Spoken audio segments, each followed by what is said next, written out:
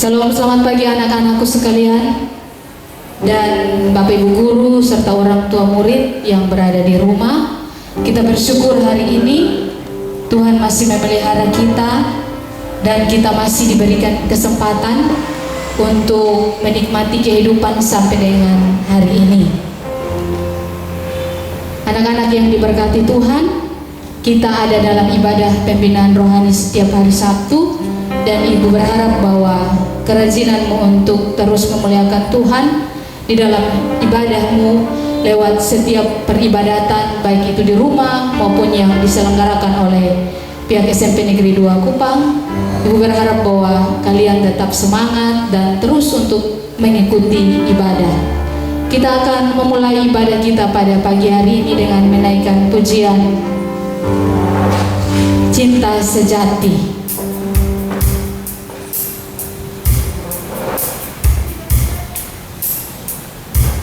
Anak-anak juga boleh kita nyanyi sama-sama. Kalian nyanyi di rumah bersama-sama dengan Ibu.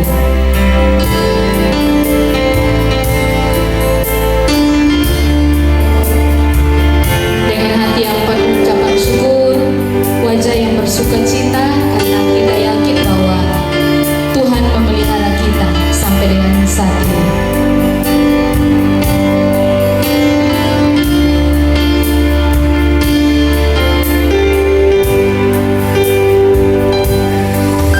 Saat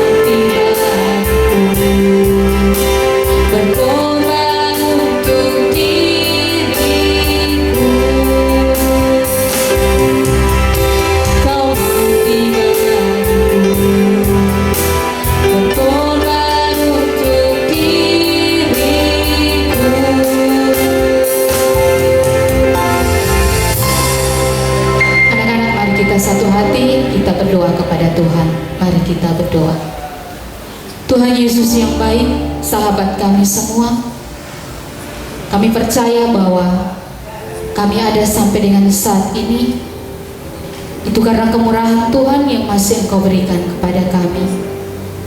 Saat ini Tuhan, kami telah mempersiapkan diri dan kehidupan kami untuk ada di dalam hadirat-Mu, memuji nama-Mu, serta mendengarkan firman-Mu.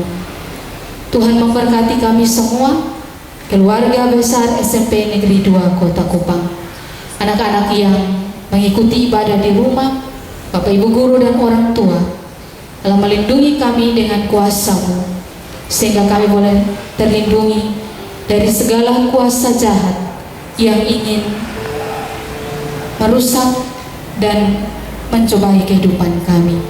Di dalam nama Tuhan Yesus, Guru kami yang agung itu, kami berdoa. Amin. Kita akan mendengarkan pujian solo yang akan disampaikan oleh anak Imaniar Siokain dari kelas 9B. Kepada Imaniar kami berikan kesempatan.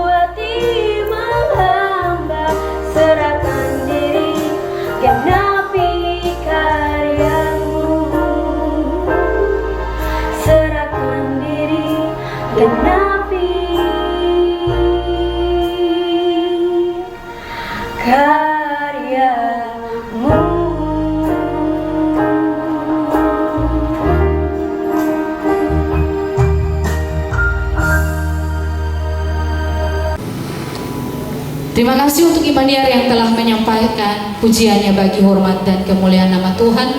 Doa kami Tuhan senantiasa memberkati dalam setiap aktivitas pendidikan saat ini dan juga masa depan.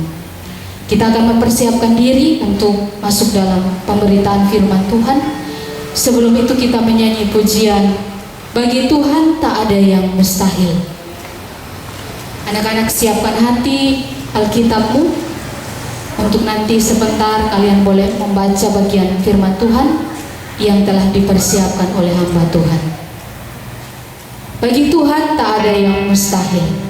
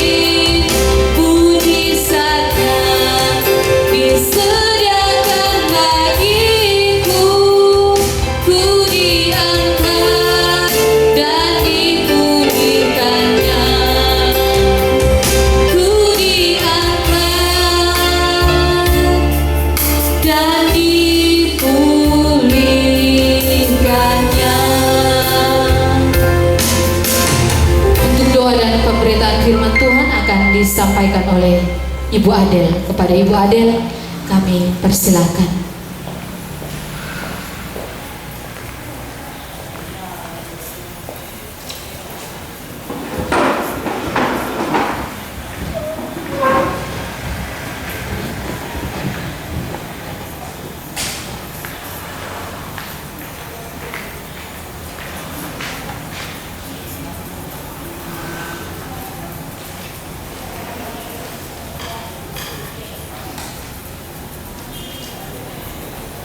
Saya mengajak semua Bapak Ibu guru yang ada di aula ataupun di semua ruangan, Bapak Ibu pegawai, mari kita menyiapkan diri sejenak untuk mendengar sabda kebenaran Tuhan. Kita berdoa. Ya Tuhan Allah Bapa di surga, Allah yang berkuasa, Allah yang menciptakan langit dan bumi, Allah yang menciptakan kami semua. Pada pagi hari ini ya Tuhan, kami datang ke hadapan hadirat-Mu lewat ibadah pada pagi hari ini. Ya Tuhan, siapakah kami yang mampu beribadah dengan sempurna kepada-Mu? Siapakah kami yang mampu bersyukur kepada-Mu? Dan siapakah kami ini ya Tuhan yang mampu memahami kehendak-Mu? Karena itu ya Tuhan, kami mohon pimpinan kuasa Roh-Mu yang kudus untuk hadir di dalam hati kami, hadir bersama kami ketika kami mendengar sabda kebenaran-Mu sebagai tuntunan hidup kami. Ya Bapa di surga, kami akan membaca firman-Mu ya Tuhan. Kami mengaku di hadapan hadirat-Mu bahwa kami sangat terbatas di hadirat-Mu ya Tuhan, karena dosa, kesalahan, kelemahan kami yang begitu melekat pada kami. Kami mohon kuasa Roh Kudus-Mu untuk mengurapi kami ya Tuhan. Terlebih hamba-Mu yang menyampaikan firman-Mu ini. Orang tua di rumah, anak-anak di rumah, Tuhan, hadirkanlah mereka, berilah mereka waktu sejenak untuk mendengar firman-Mu. Ampunilah kami ya Tuhan, kami datang hanya di dalam Tuhan kami Yesus Kristus, firman yang hidup itu kami berdoa. Amin.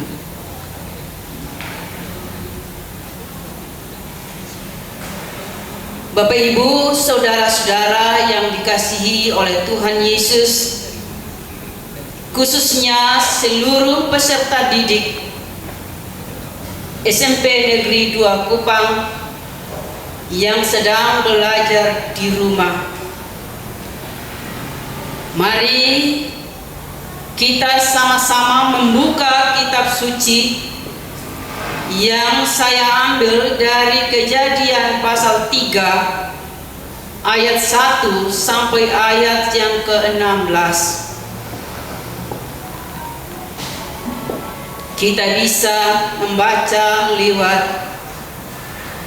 HP kalau ada yang membawa HP atau Alkitab yang kita miliki.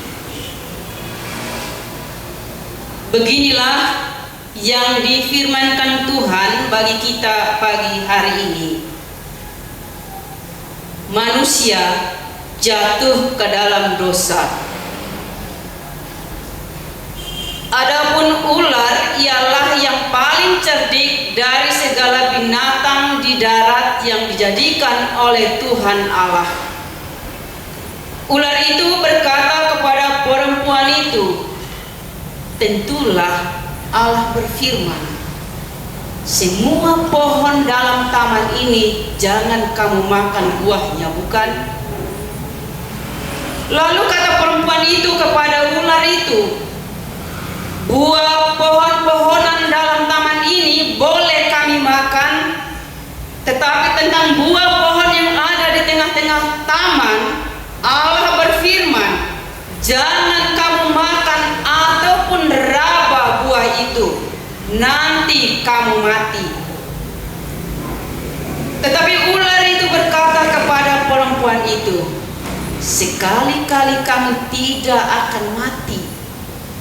Tetapi Allah mengetahui bahwa pada waktu kamu memakannya, matamu akan terbuka dan kamu akan menjadi seperti Allah, tahu tentang yang baik dan yang jahat. Perempuan itu melihat bahwa buah itu baik untuk dimakan dan sedap kelihatannya. Lagi pula pohon itu menarik hati karena memberi pengertian. Lalu ia mengambil dari buahnya dan dimakannya, dan diberikannya juga kepada suaminya yang sama-sama dengan dia, dan suaminya pun memakannya.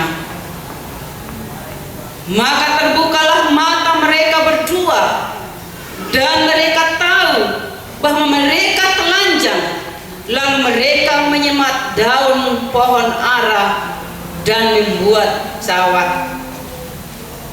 Ketika mereka mendengar bunyi langkah Tuhan Allah yang berjalan-jalan di dalam taman itu pada waktu hari sejuk, bersembunyilah manusia dan istrinya itu terhadap Tuhan Allah di antara pohon-pohonan dalam taman. Tetapi Tuhan Allah memanggil manusia itu dan berfirman kepadanya, "Di manakah engkau?" Ia menjawab, "Ketika aku mendengar bahwa engkau ada dalam taman ini, aku menjadi takut karena aku telanjang. Sebab itu aku bersembunyi." Firman-Nya, "Siapakah yang memberitahukan kepadamu bahwa engkau telanjang? Apakah engkau makan dari buah pohon yang kularang engkau makan itu?" Manusia menjawab, "Perempuan yang kau tempatkan di sisiku, dialah yang memberi dari buah pohon itu kepadaku, maka ku makan." Kemudian berfirmanlah Tuhan Allah kepada perempuan itu, "Apakah yang telah kau perbuat ini?" Jawab perempuan itu, "Ular itu yang memperdayakan aku, maka ku makan." Lalu berfirmanlah Tuhan Allah pada ular itu, "Karena engkau berbuat demikian, terkutuklah engkau di antara segala ternak dan di antara segala binatang di hutan, dan dengan perutmu lah engkau akan menjalar, dan debu tanahlah akan kau makan seumur hidupmu." Demikian jauh pemberitaan firman Tuhan hari ini. Berbahagialah setiap orang yang punya kerinduan senantiasa membaca firman Tuhan dan mau mendalaminya. Bapak Ibu, anak-anak yang dikasihi oleh Tuhan Yesus Kristus, sekali lagi saya mengucapkan salam, selamat pagi, salam sehat untuk kita semua. Dalam pembacaan hari ini ada 3 pemeran utama yang kita lihat. Yang pertama adalah Allah sebagai pemberi segala sesuatu untuk dinikmati oleh manusia, termasuk memberikan kebebasan untuk memilih. Manusia yang kedua adalah manusia sebagai penikmat pemberian Allah. Yang ketiga, ular atau yang disebut iblis hadir sebagai penggoda. Iblis adalah tokoh yang sangat pandai mencari kesempatan dan peluang yang baik untuk menggoda manusia. Contohnya, iblis menggoda Hawa karena iblis tahu bahwa Hawa bukanlah penerima perintah utama dari Allah.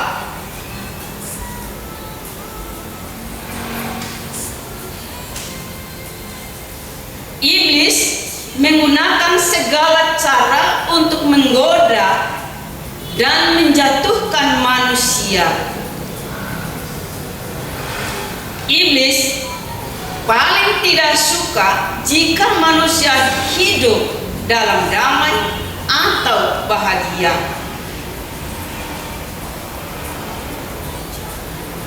Saudara-saudara yang dikasihi, anak-anak yang dikasihi oleh Tuhan Yesus Kristus, awal dari kejatuhan manusia ketika manusia memberikan peluang dan kesempatan untuk berdialog atau bercakap-cakap dengan iblis.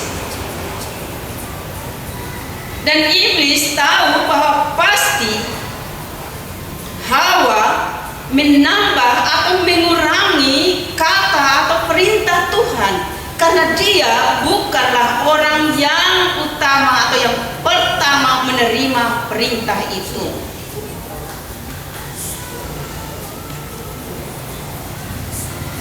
Anak-anak yang dikasihi oleh Tuhan Yesus Kristus, godaan bisa terjadi dalam bentuk harta benda. Godaan bisa terjadi dalam bentuk penampilan. Godaan bisa terjadi dalam bentuk hal-hal yang menarik hati. Godaan bisa terjadi dalam bentuk uang. Sebab iblis tahu apa yang manusia butuhkan. Iblis tahu kesempatan mana yang paling baik untuk masuk menggoda manusia. Bisa saja di saat kita sendirian atau kesepian. Bisa saja di saat kita merasa tidak ada orang yang memperhatikan kebutuhan kita. Bisa saja kita sedang bingung, gelisah, khawatir dengan keadaan yang sedang kita alami. Contohnya saat ini iblis sedang tertawa terbahak-bahak dengan melihat keadaan manusia, dengan kekhawatiran manusia, dengan kegelisahan manusia terhadap COVID-19 ini. Iblis menang. Manusia menjadi takut. Manusia menjadi khawatir. Jangan-jangan saya juga terseret oleh virus COVID-19 ini. Ini yang ada dalam benak kita. Gereja ditutup, ibadah-ibadah dari rumah, dan ibadah-ibadah dari rumah mungkin saja sudah tidak sempurna lagi, tidak khusyuk lagi seperti di rumah Allah, di gereja. Saudara-saudara yang dikasihi oleh Tuhan Yesus Kristus, anak-anak yang dikasihi dan dicintai Tuhan, keadaan inilah yang paling sulit bagi kita semua untuk beribadah dengan sempurna kepada Allah. Benar bahwa bukan hanya di gereja atau di rumah tempat ibadah saja kita bisa beribadah.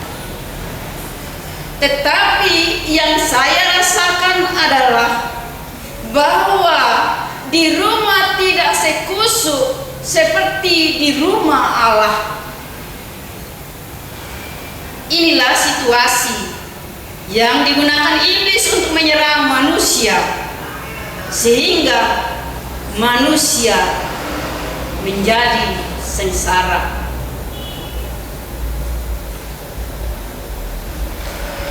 Iblis juga mengetahui bahwa perintah dari Tuhan itu akan menjadi pesan berantai dari Adam ke Hawa, dan pasti ada kata yang akan ditambahkan dan dikurangi oleh Hawa ketika mereka bercakap-cakap atau berdialog. Mari kita bandingkan ayat 1, pasal 3 ayat 1b dan Kejadian pasal 2 ayat 16. Saya akan baca di sini apa yang dikurangi, apa yang ditambahkan oleh Hawa dalam atau saat bercakap-cakap dengan iblis. Saya akan baca ayat 16. Lalu Tuhan Allah memberi perintah ini kepada manusia: semua pohon dalam taman ini boleh kau makan buahnya dengan bebas, tetapi pohon pengetahuan yang baik dan yang jahat itu janganlah kau makan buahnya, sebab pada hari engkau memakannya pastilah engkau mati. Kita baca pada ayat 1 pasal 3. Tentulah Allah berfirman, semua pohon dalam taman ini jangan kamu makan buahnya, bukan? Ini bujukan iblis. Ya, saya ulang lagi. Tentulah Allah berfirman, semua pohon dalam taman ini jangan kamu makan buahnya, bukan? Lalu sahut perempuan itu kepada ular itu, buah pohon-pohonan dalam taman ini boleh kami makan, tetapi tentang buah pohon yang ada di tengah-tengah taman, Allah berfirman, jangan kamu makan ataupun raba buah itu, nanti kamu mati. Bapak Ibu, saudara-saudara, anak-anak yang dikasihi Tuhan, coba kita bandingkan itu. Adakah kata yang diganti, adakah kata yang dikurangi di situ atau ditambahkan? Tentu ada. Karena itu kesempatan kepada iblis untuk menggoda terus Hawa. Karena ada kata yang diganti oleh Hawa. Ada kata yang ditambahkan oleh Hawa dari kata-kata Allah di situ. Salah satu yang saya mau tunjukkan, kata di situ, jangan kamu raba buah itu, nanti kamu mati. Pada pasal kedua, pasal 2 itu dibilang, ya, jangan kau makan buah itu, pasti kau mati. Saya hanya berikan salah satu contoh di situ. Ingat bahwa iblis itu tidak datang dengan tangan kosong untuk menggoda setiap orang. Dia menunjukkan sesuatu yang menarik hati. Dia membawa sesuatu untuk ditawarkan kepada manusia. Contoh di sini, mereka berada di taman, di tengah-tengah taman itu. Iblis tahu bahwa di tengah taman itu ada suatu hal yang mereka tidak boleh ganggu gugat.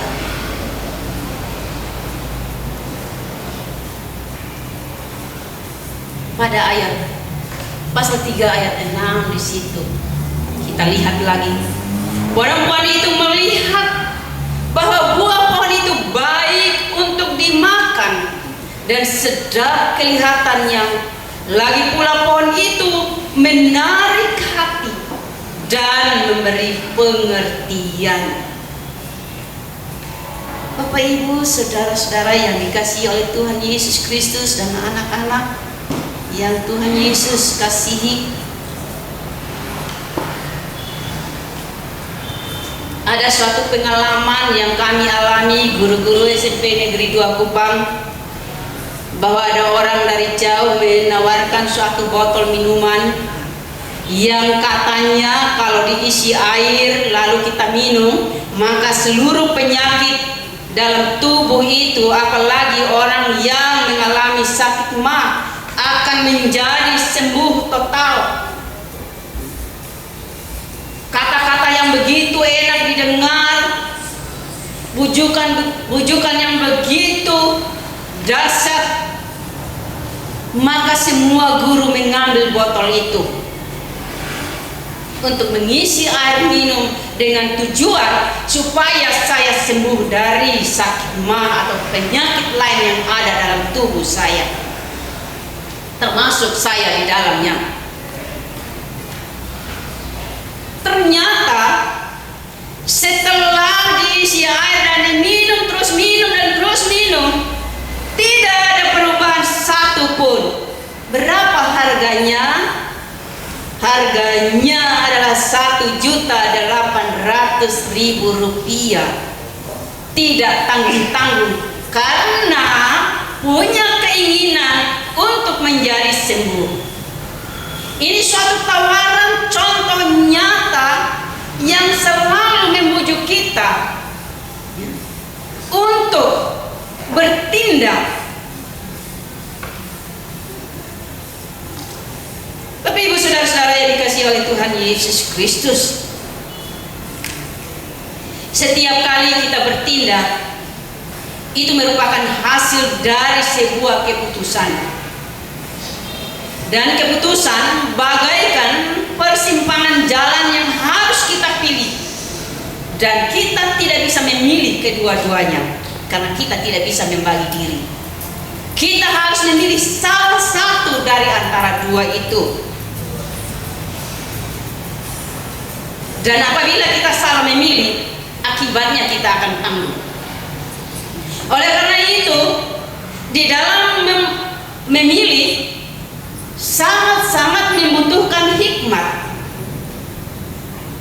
Sebab ketika kita salah memilih seperti yang saya katakan tadi, maka bisa mengarah kepada kehancuran hidup atau petaka yang ada di depan kita.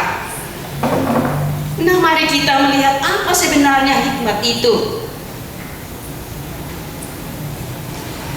Saya membaca satu kalimat tentang hikmat itu.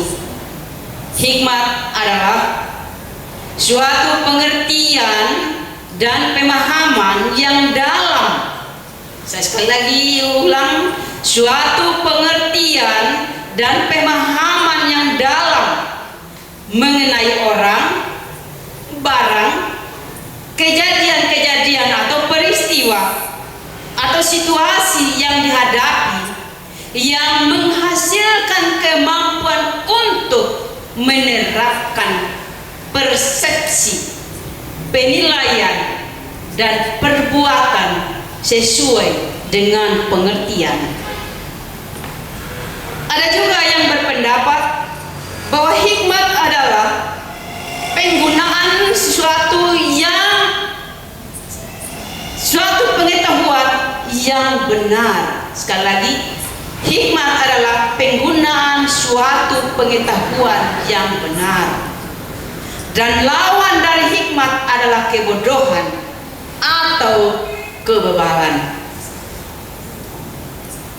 Dikatakan kebodohan dan kebebalan adalah jika kita salah memilih dari dua pilihan itu. Kalau kebodohan, dia hanya tidak tahu. Tapi kalau dikatakan kebebalan, berarti nenek dari bodoh atau dari kebodohan. Artinya dia tidak mengerti apa-apa, dia tidak tahu apa-apa tentang situasi, tentang peristiwa, tentang orang-orang, tentang barang-barang yang dia hadapi itu.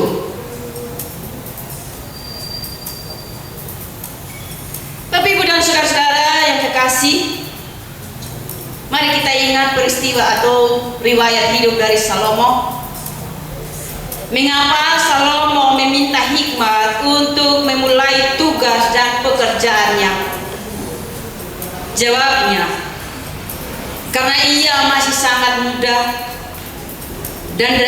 dan belum berpengalaman dalam melaksanakan tugas pekerjaannya. Ia meminta hikmat dari Tuhan. Ia tidak meminta umur panjang. Ia tidak meminta perlindungan. Ia tidak meminta harta kekayaan dan lain-lain dan seterusnya. Ia hanya meminta hikmat dalam memutuskan suatu perkara yang dia hadapi atau bangsanya, bangsa Israel. Sederhana sekali permintaan dari Salomo ini, tetapi luar biasa pada akhirnya. Salomo memperoleh hal yang di luar dugaannya. Ia mendapat bonus dari Tuhan dari permintaannya itu, yaitu kekayaan, kemuliaan, dan umur panjang. Dalam hal ini, saudara-saudara, anak-anak yang dikasihi Tuhan, Salomo tidak meminta petunjuk, nasihat dari sahabat atau teman yang ada di sekelilingnya. Matanya tertuju kepada Tuhan. Dan hikmat inilah yang membuat Salomo memiliki cara pandang yang luar biasa terhadap hidupnya, sehingga ia berhasil meraih masa depan yang luar biasa pula. Saudara-saudara yang kekasih, anak-anak yang dikasihi Tuhan Yesus Kristus, Hawa cenderung mendengar nasihat bujukan iblis dan termakan oleh rayuan si iblis, bahkan mau melakukan atau menuruti kata-kata iblis. Dan pada akhirnya, kalau kita melihat bahwa mereka menuding Allah tidak adil. Karena apa? Karena Allah menciptakan perempuan di sisi Adam, dan Allah menciptakan ular di alam semesta ini. Pikirnya, Allah tidak ingin manusia sama dengan Allah. Kita harus ingat bahwa setiap tindakan yang dilakukan pasti ada akibat bagi hidup kita, baik atau buruk, jelas kita terima. Kesimpulan dari firman Tuhan hari ini, saya menyimpulkannya. Yang pertama, hati-hati terhadap rayuan bujukan iblis, karena iblis pandai mencari peluang dan kesempatan untuk menggoda manusia. Yang kedua, hati-hati terhadap pesan berantai. Carilah sumber yang benar, jangan mengarang cerita sendiri. Yang ketiga, hati-hati terhadap hal yang menarik dari segi rupa dan suara yang enak didengar oleh telinga. Yang keempat, ingat bahwa manusia tidak akan bisa sembunyi dari penglihatan Allah. Di sudut manapun kita berada, di tempat persembunyian dimanapun kita berada, sekecil apapun yang kita lakukan, Allah tahu, karena Allah itu maha kuasa dan maha tahu. Kelima, jangan sekali-kali menuduh Allah tidak adil terhadap hidupmu saat engkau mengalami kesulitan hidup. Kesulitan hidup bukan karena Allah tidak ingin kita hidup bahagia, tapi karena ulah kita sendiri manusia yang membuat kita hidup menderita, sengsara, dan mengalami kesulitan. 6. Ingatlah, jangan saling menuduh, yang akhirnya kita bisa menuduh Allah yang salah. Di dalam hidup kita seringkali kita menuding satu dengan yang lain. Kita jarang sekali mengakui kesalahan-kesalahan yang kita lakukan karena kita malu, apalagi di hadapan manusia. Mungkin karena Allah kita tidak lihat, kita bilang, "Woi, saya sudah mengaku dosa di Tuhan Allah." Tapi di hadapan manusia kita sembunyi seluruh kesalahan dosa yang kita lakukan, karena kita senantiasa berhadapan dengan sesama. Nanti teman, sahabat, sesama kita mengatakan pada kita, "Ternyata kau ini begini adanya." Padahal kita harus tahu bahwa ketika kita menyembunyikan kesalahan-kesalahan kita di hadapan manusia, apalagi di hadapan Allah, Tuhan Maha Tahu. Yang ketujuh dan yang terakhir dan yang pertama dan utama yang harus kita ingat, Allah selalu mencari manusia terlebih dahulu dan memanggil kembali kepadanya. Bukan manusia yang mencari Allah, tapi Allah yang mencari manusia lebih dahulu. Contoh kasus pada peristiwa kehidupan Adam dan Hawa. Mereka lari bersembunyi. Mereka menyangka bahwa Allah tidak tahu. Ini pikiran manusia. Mereka menyangka bahwa Allah tidak melihat mereka di tempat persembunyian. Mendengar suara Allah, disitulah mereka menjawab, "Kami ada di sini karena kami sudah melakukan sesuatu yang bertentangan." Tapi itu bukan yang diakui oleh mereka berdua. Adam bilang, "Hawa yang engkau tempatkan di sampingku, yang memberi aku buah." Hawa bilang, "Ular yang Tuhan ciptakan itu yang membuat aku mengambil buah itu." Saling menuding, saling mempersalahkan, dan akhirnya pada kesimpulan Allah lah yang salah karena menciptakan yang ada di sekeliling mereka. Itu firman Tuhan. Semoga firman Tuhan yang singkat ini dapat menjadi pedoman bagi kehidupan kita dalam menjalani kehidupan yang dianugerahkan Tuhan bagi kita. Amin. Tuhan memberkati kita semua.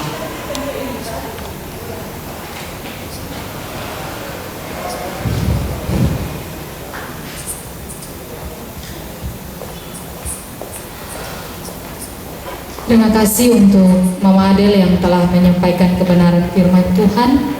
Doa kami Tuhan Yesus memberkati Mama dalam setiap aktivitas di sekolah, di rumah, ataupun di tempat pelayanannya.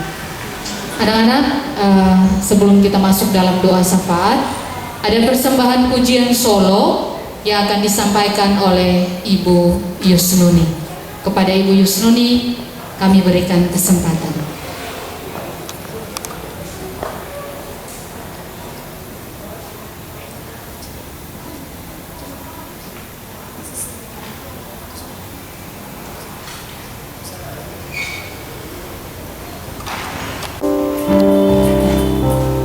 Anak-anak, pujian yang akan saya sampaikan yaitu judulnya Aku Nyanyi Haleluya. Kalian bisa menyanyi dari rumah.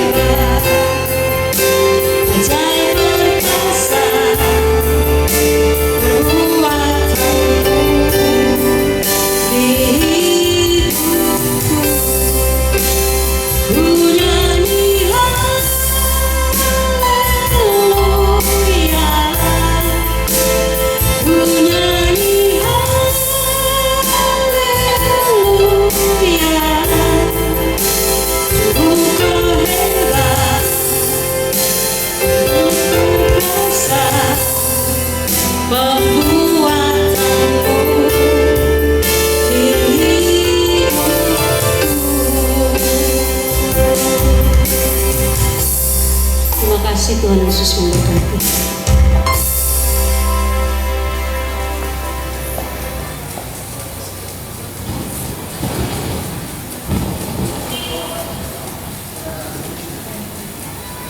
Bapak Ibu, anak-anak yang dikasihi oleh Tuhan Yesus Kristus, mari kita bersyafaat kepada Tuhan. Kita membawa seluruh pergumulan kita kepada Tuhan dan kita berdoa. Segala puji dan hormat kami kembalikan ke hadapan hadirat-Mu ya Tuhan, karena Engkau Allah kami yang patut kami puji, kami muliakan di dalam Tuhan kami Yesus Kristus dan di dalam kuat kuasa Roh-Mu yang kudus. Kami bersyukur kepadamu ya Tuhan, karena di pagi ini Engkau memberikan kami waktu dan kesempatan untuk beribadah kepadamu. Ya Tuhan, di dalamnya kami memuji-muji nama-Mu dan mendengar sabda kebenaran-Mu. Sekalipun kami manusia lemah ya Tuhan, tapi kami mau mendengar suara manis-Mu memanggil kami untuk hadir bersama-Mu. Ya Tuhan, banyak hal yang kami lakukan sama seperti Hawa dan Adam ketika mendengar perintah-Mu, melanggar perintah-Mu. Demikian juga kami saat ini. Tuhan, kuatkan kami, beri kami kemampuan supaya kami bisa memfokuskan diri hanya kepada Tuhan di dalam melaksanakan setiap tugas dan pekerjaan kami. Firman-Mu yang baru saja kami dengar Tuhan, Engkau berkati itu bagi kami semua, sehingga dapat menjadi pedoman di dalam kami menjalani kehidupan setiap hari hidup kami ini. Ya Bapa di surga, pada kesempatan ini kami berdoa bagi Bapak PLT Kepala Sekolah SMP Negeri 2 Kupang. Secara pribadi maupun keluarga ya Tuhan, kami menyerahkan hamba-Mu supaya di dalam hari-hari sisa tugasnya sebagai PLT, Tuhan senantiasa memberikan hikmat kepadanya, memelihara hidupnya, hidup keluarganya ya Tuhan, menjalankan tugas dengan baik karena merasa punya tanggung jawab terhadap Tuhan dan peserta didik yang ditanggungnya. Ya Bapa di surga, kami berdoa bagi kami semua guru, baik yang ada di rumah, yang bekerja dari rumah maupun yang ada di sekolah ini. Bapak Ibu pegawai seluruhnya, baik itu pegawai tetap, tidak tetap, guru tetap dan tidak tetap, tangan kasih-Mu ya Tuhan, Engkau menolong kami dalam menjalankan tugas-tugas kami, sehingga kami boleh melakukannya dengan penuh tanggung jawab, bukan hanya bagi diri kami tetapi juga kepada-Mu ya Tuhan, dan bagi anak-anak kami yang Tuhan embankan di pundak kami untuk kami ajar dan didik mereka. Tuhan, kami berdoa bagi seluruh orang tua yang ada di rumah, yang sedia membimbing anak-anak dalam menerima pelajaran dari sekolah. Tuhan menolong mereka, memberi mereka kesehatan, kekuatan, memelihara mereka dengan berkat-berkat Tuhan. Kami berdoa bagi setiap anak-anak kami ya Tuhan. Tuhan menolong mereka supaya mereka memiliki kemampuan, semangat belajar yang tinggi demi masa depan mereka. Tuhan memberkati mereka dengan roh hikmat daripada-Mu. Tuhan menolong mereka semua. Tuhan jauhkan mereka dari segala macam sakit dan penyakit teristimewa, virus COVID-19 ini. Tuhan, terima kasih banyak. Kami berseru dan berserah diri hanya kepadamu ya Tuhan, dan menyerahkan seluruh pergumulan kami. Ya Tuhan, kami berdoa bagi bangsa dan negara kami berdoa bagi pemerintah kami yang sedang dilanda bermacam-macam krisis ya Tuhan. Ada begitu banyak tantangan yang mereka hadapi dalam menjalankan roda pemerintahan ini. Tuhan, tolong mereka memberikan kearifan, kebijaksanaan, hikmat daripada-Mu. Mulai dari Bapak Presiden sampai ke pelosok-pelosok, Tuhan tolong mereka.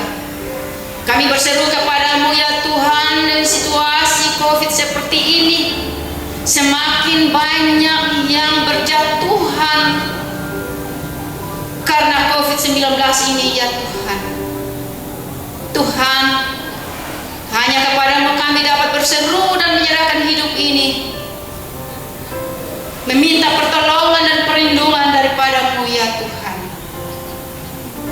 Ya Bapa di surga, kami berdoa bagi teman, sahabat, saudara dimanapun mereka berada, siapapun mereka ya Tuhan, yang membenci, iri, dengki dengan kami berdoa agar Tuhan senantiasa menolong, memberkati mereka dengan cara Tuhan sendiri.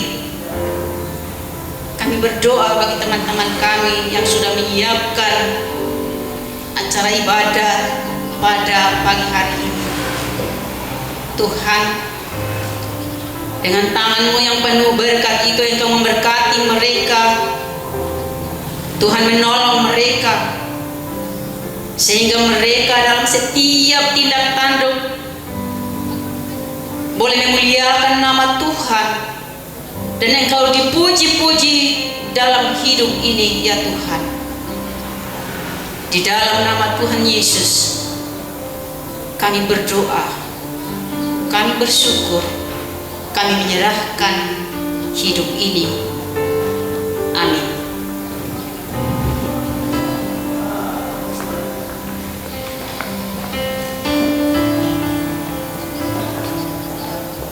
Terima kasih kepada Ibu Adel yang telah berdoa bagi kita. Tuhan memberkati Ibu.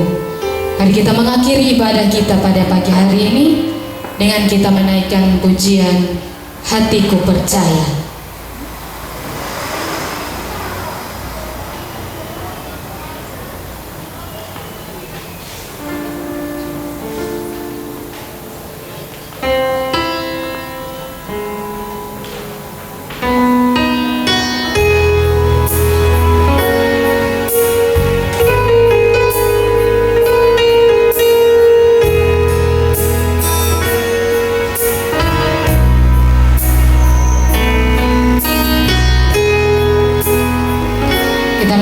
Pujian ini kita bersyukur kepada Tuhan karena ibadah kita boleh berjalan dengan baik dari awal sampai dengan pertengahan dan berakhir dengan baik.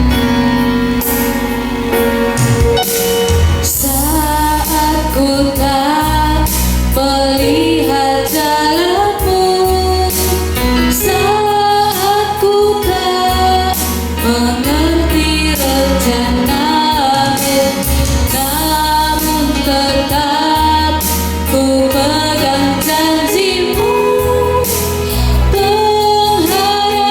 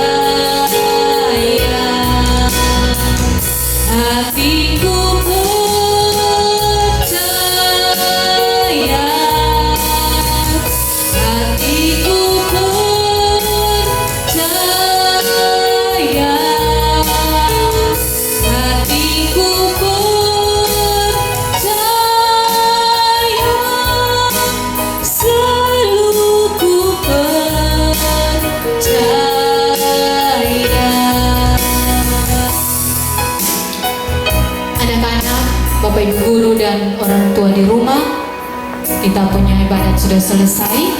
Sampai jumpa lagi di ibadah minggu depan.